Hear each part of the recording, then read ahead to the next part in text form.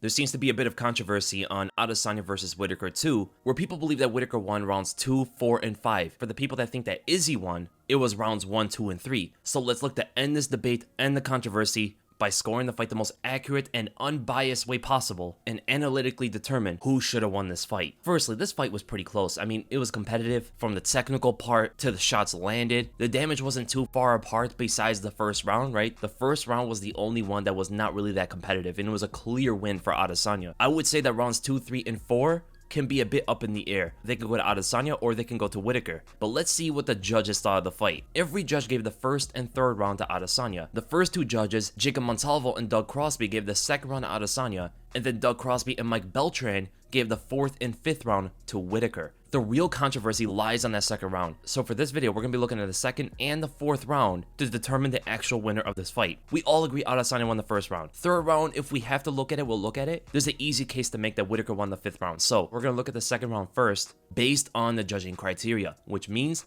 damage trumps all, effective grappling, which means any kind of submission, transition, takedown that contributes to the end of the fight, either immediate or cumulative, is going to be the basis of judging this fight. We're not going to look at octagon control, no aggression, none of that stuff. And to get the most accurate judging possible, we're going to be categorizing every single strike in accordance to damage. Let's get right into it, man.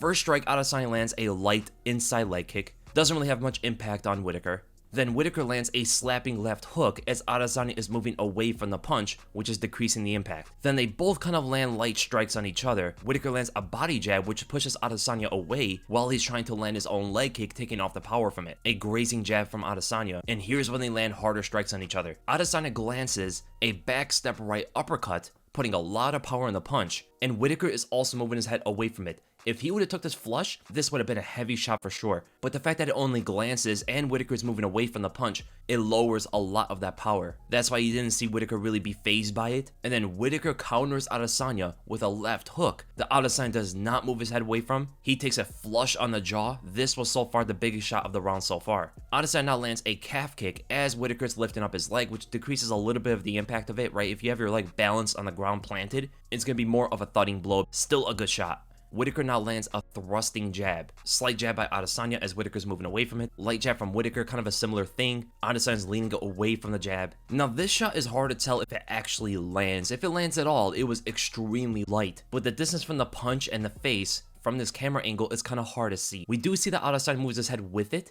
before the punch even comes at him, right? His head doesn't really move much if there was any connection, but we'll look back at this if it actually makes a difference. Then they both land big on each other. Whittaker lands another thrusting jab, snaps Adesanya's head back, and Adesanya lands an uppercut. From the impacts of the blows, it looks like Whittaker got the bigger reaction, right? Whittaker kind of took the shot and didn't really show much. Adesanya's head snapped back and definitely looked like he got affected more from the blow. Now, as Adesanya's moving his way in, feinting forward and squaring up in front of Whittaker, he was attempting to land a jab, but Whittaker caught it and intercepted Adesanya with a big jab of his own, snapping Adesanya's head back. Solid jab from Adesanya, then a big inside leg kick from Adesanya. The impact throws Whittaker's leg to the side, and then we get to the takedown of the second round. From that side kick to a double leg combination that I showed in my breakdown, we saw Whittaker drive Adesanya down and then into the cage, landing 4 strikes on the ground, very Habib-like. Adesanya eventually able to get back up to his feet against the cage, lands 5 light strikes of his own. Whittaker lands a knee to the leg, Adesanya lands 1 strike against the cage again, and then later when they disengage, Adesanya lands a solid inside leg kick. Then later throws it up high, Whittaker attempts to block it, but he only blocks it with one arm, plants himself lifting up his leg, and you can see the immediate impact of this. That's a powerful head kick that shakes up Whittaker a little bit, even though he partially blocked it. You need both arms to defend all of the power, all of the impact of that blow. Jab from Adesanya returned by a leg kick from Whittaker, and then when they both engage each other,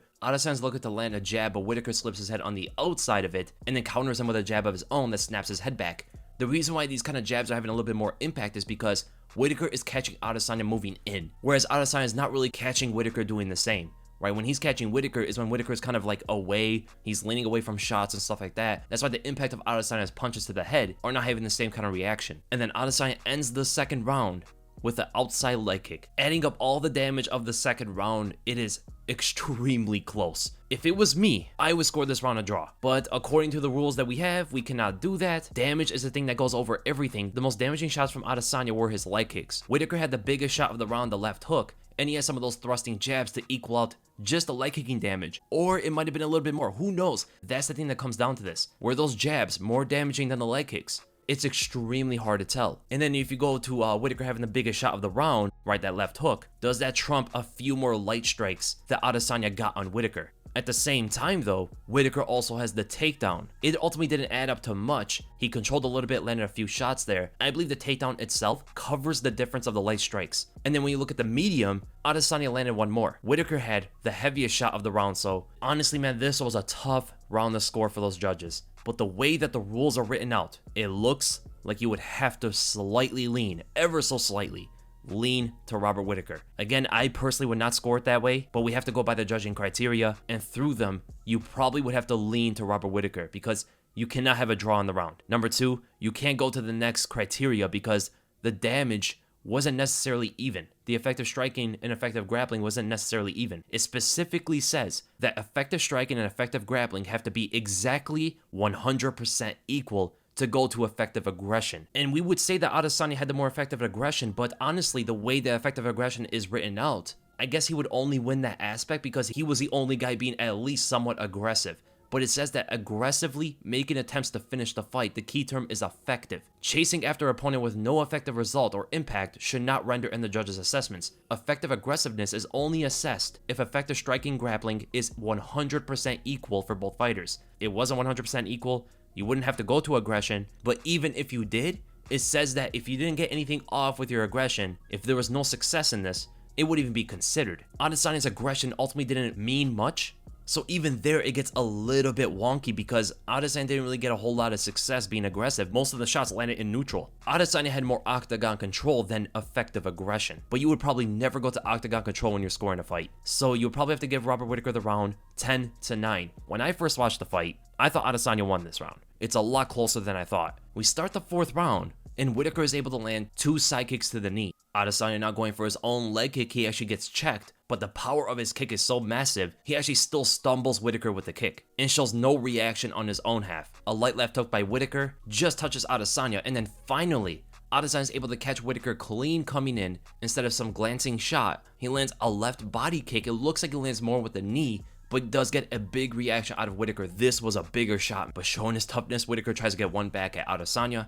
and lands a left hook over the shoulder. And then Whittaker gets a takedown in the fourth round, gets under the left hook, drives in the double leg, and then eventually, as Adesanya turns over and gives up his back, Whittaker jumps on it, man. This was effective grappling 100%. He got Adesanya's back, was working for the choke. At one point, even got under the neck with one arm. This was a big moment in the fourth round. Then they both exchange on each other. Whittaker lands a right hand to the body, but he retracts the punch immediately, taking off power from the blow as he sees that Adesanya is attacking him, so he wants to defend. But Adesanya lands a good knee to the face.